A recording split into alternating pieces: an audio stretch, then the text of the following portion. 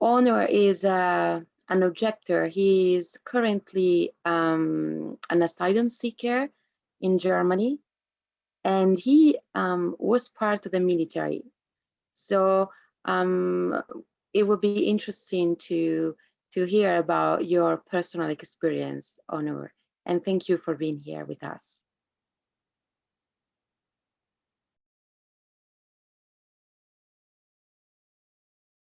Merhaba herkese, teşekkür Well, ederim. hello, everyone, and I would like to thank you for your kind invitation.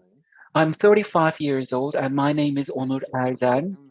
I am a former soldier, and I am a conscientious objector. And when I was first called for my military service, I've decided that I should be a conscientious objector. And I have always been asked why I have preferred to do so. And actually, uh, for me, this is a question that needs to be posed to the government and to national authorities, like why is military service compulsory? That should be the question. But I can answer that question on my own behalf.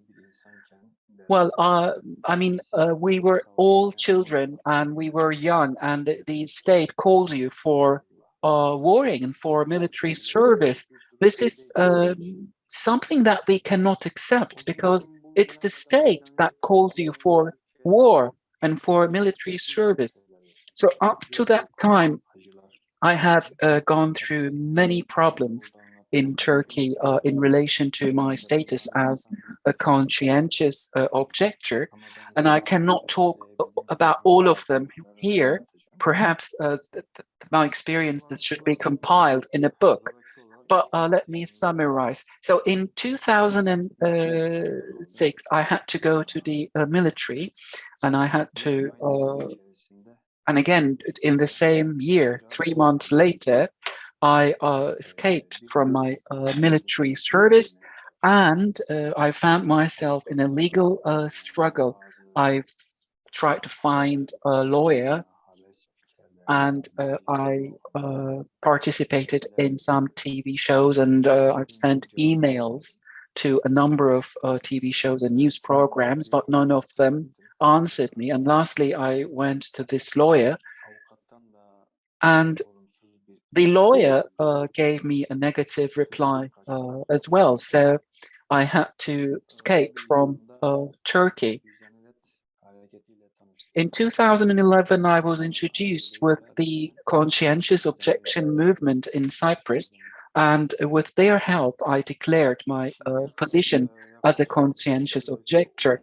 Until now, I think it's more than 30 times when I was detained, and 5 of them had been resulted in a punitive sanction. One of them was converted to monetary fine, and 3 of them, that 3 of them were executed in the military jail, and I objected to one of them, and until now it's in suspension, and I could not get any news about that.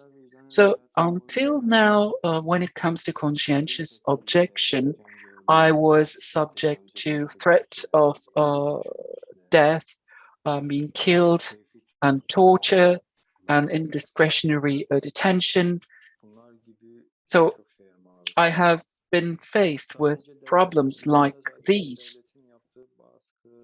So it's not only the pressure inflicted by the government and the national authorities, it's also the public that gives you that sense of being a violator and an illegal person. It really differs if you're a conscientious objector in Istanbul and if you're a conscientious objector in let's say an eastern province like Diyarbakir, because we are talking about a society where the perception is that everyone is born a soldier. So it's perhaps more than the state itself that creates the pressure on individuals who are conscientious objectors when compared with the threats and torture and the negative treatment by the government, the way the public has treated us was much worse. What was worse, actually? As far as the military service is concerned, the state has this very successfully running system. People have this perception of threat if you deny offering your military service. That is, for me, like the five monkeys experiment. Perhaps you have heard about this experiment. So the system in Turkey is very much like the five monkeys experiment when it comes to conscription. If you reject being a soldier and offering your compulsory military service, then the state itself wants to annihilate you. And so I've tried to escape from Hatay, from Reyhan, and I went to other places in Turkey. But unfortunately, the police forces and the gendarmerie have found me in those other provinces as well, and I was detained. So I could not stay in these areas as well. But I needed work.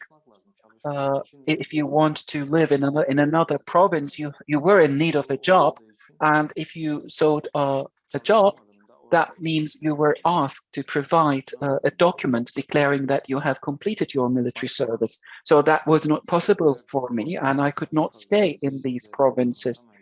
And there were other reasons about which I cannot talk here. So lastly, I decided to flee from Turkey. Actually, I had escaped from Turkey, but I was sent back to Turkey and I went to jail again. So I decided to take my chance for a second time and I came to Germany. So if you would ask me about my asylum process, let me answer that question as well. Frankly speaking, uh, I sought asylum in two different countries because of my conscientious objector state. So the answer I got was that, well, the state had this right to send its citizens to war, to death, actually, and the state had the right to do this, and I did not have the right to object to this. So that was the reply I was given. Like I had no right to object to this compulsory military service and conscription.